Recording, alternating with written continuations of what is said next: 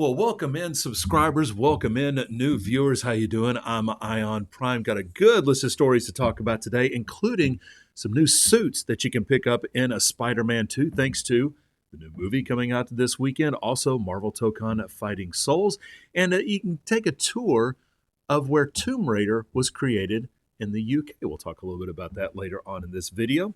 And also at the end, I wanted to, and I've talked about this one before, but I wanted to revisit this.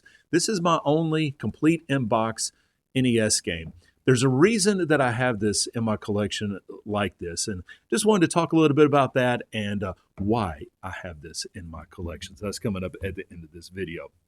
But first up, Spider-Man Brand New Day releases in theaters this weekend. I've got my tickets for Friday night. This is going to be such a great Spider-Man game or Spider-Man movie.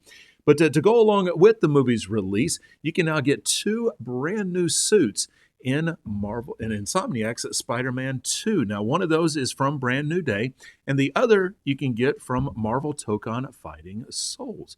Now, if you haven't played in a while, all you got to do is boot it up, hopefully from the disc. You can download the update for free, and that's how you get those suits. And that free update also adds some enhanced PSSR support on PS5 Pro, also adds a power saver mode as well. This is really cool stuff. Now, I've only spent just a few hours in Spider-Man 2, and as I was playing, it just didn't click with me for some reason, even though I loved the PS4 Spider-Man game. But this one just didn't click at first, so I had to set it to the side, and then I'm eventually going to come back to it. But I think I'm going to boot it up at least long enough to get that new update and get those new suits. So, but again, I'm looking forward to Spider-Man Brand New Day in theaters this weekend. I've heard a couple of, or I've seen some first reactions on the movie, and they say it is absolutely fabulous. And they say it could be, what is it, the second highest grossing opening weekend for a movie? Yeah, so this is going to be pretty huge. So it's going to be a good movie. Well, Crazy Taxi World Tour, it is set to release next year. This is a very fun arcade-style driving game where you get passengers to their destination as quickly and, this is even a word, as crazily as possible. It's a super fun game, and it's really cool that Sega is bringing this game back. Well, from September 11th through September 13th, there's going to be a closed network test. Now, you can sign up at their official website, which I'll have a link to that sign-up page in the sources down below.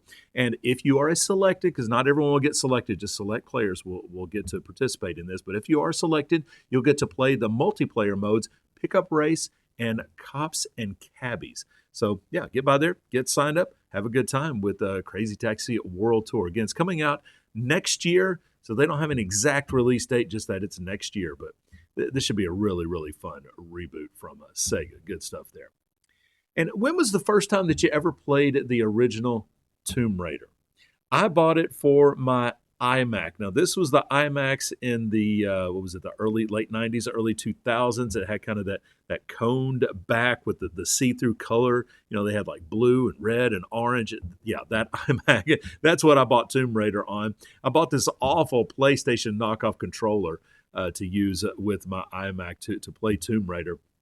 Man, those tank controls, they were something else. But I did enjoy playing Tomb Raider. I don't think I ever finished it. I do have that Tomb Raider 1 through 3 remastered on my Switch, so at some point I may have to boot that up and try to, actually go through the game and actually finish it for once. But I bring all this up because you can actually tour the house where Tomb Raider was created. It's in Derby, UK. It is free to take a tour of this house, and it's basically been set up as a museum of that first Tomb Raider game getting created. So you can see a development kit, you can see just pages of like development notes. There's other displays and stuff set up in the home. It's really cool. Now, obviously, we all can't go to the UK, but Liam Craft of Push Square, he's been, and he shows us what he saw while he was touring the house. You can check out that photo gallery now, and of course, I will have that down in the description down below. But it's really cool to get to check out and see where Tomb Raider was created. And finally, there is a big physical PlayStation 5 game sale going on. It's through Amazon, Best Buy, a couple other retailers. Now, some of the deals that are listed is Soros is $50, Returnal is $30, Horizon Zero Dawn Remastered is $20, Horizon Forbidden West is $30. So yeah, you can get both games for $50 now. Spider-Man Miles Morales is down to $20. Demon Souls is 30. There are many other first-party PlayStation 5 games that are on sale through this sale. And again, it's physical discs that are on sale. So I'll have a link to the sale and all the different avenues where you can get those games. That'll be down in the description below. So as I was saying, I wanted to show this off and why I have Cyber Stadium Series Base Wars and why I have this complete inbox in my collection. First off, I'm going to unbox it. And again, I mean, the box is in a pretty decent condition, being as old as it is. I mean, obviously, it's got a few little bumps and bruises on it, but that's fine. I mean, that's the way it was with these boxes. But inside, of course, you have the game in an actual Nintendo sleeve, which is really cool. You got the game itself. This was a fun game.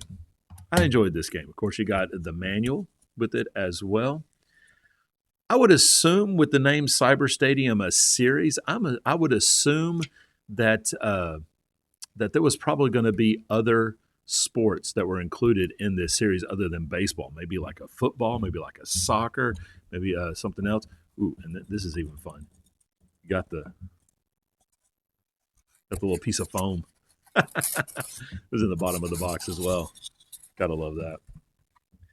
But the whole reason that I have this game in my collection is that there was he was the son of the pastor of the church that I grew up in. And I only lived a couple of miles from that church. And I could just get on my bike during the summer and I could ride over there. And me and him would sit in the garage and we would play this during the summer. And we played this for hours and hours and hours on end. And we just had a great time, whether he won, whether I won. I do remember one particular game that we played, and we were just neck and neck the entire game. And it was at ninth inning, my final at bat, just like you would see in a movie, and I hit a home run to win the game. It was just exhilarating. I remember just screaming and yelling and just, yeah.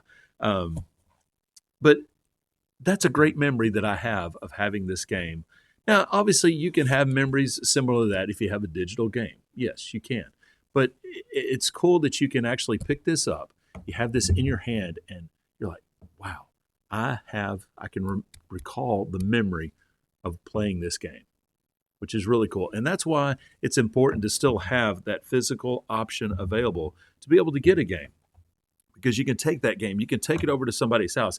Now, I didn't own the game; he owned the game, and it was his game to play. But he could let me borrow it, and I could take it home, play it on my system. I could bring it back to him. That is the beauty of having, a physical game, is you be able to do that.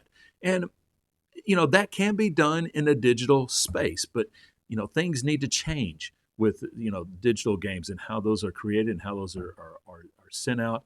We should be able to get a chance to be able to treat digital just like we treat physical. And right now we can't do that. And until some things change, I don't think we're going to be able to accept digital. So we'll see. We'll see how things go. I mean, with the pushback Sony's getting right now, there could be a full reversal on it.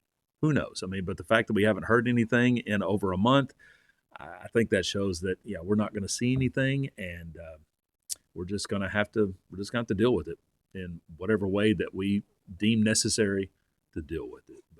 But again, just wanted to share that story once again. Cyber Stadium Series Base Wars, why I have this complete inbox in my collection. I found this at Retropalooza in Fort Worth is where I found this, and went there, and I believe it was like $30. So it wasn't that much. And I mean, this is not an expensive game to find just out loose. I think just a loose cart is like $5 or $6. But it was nice to see it in that bin. I was like, man, I've got to get this. Well, guys, thank you so much for watching today. Again, I'm Ion Prime. If you like this video, like it. If you dislike it, just hit the dislike button. I do not mind that at all. If you're new to the channel, hit that subscribe button, become a follower. Love to have you along for the ride. And if you want to talk about anything I've talked about today, do that down in the comment section down below. And again, any of my sources, the Crazy Taxi World Tour, that closed beta, I've got the direct link to that. You can check that out down in the description as well. So yeah, click on that and get signed up, and hopefully you get picked for that closed beta coming up in September. But guys, again, thank y'all so much for watching, and keep your controllers charged, my friends. I'll be back tomorrow with some more gaming news. Thank you so much.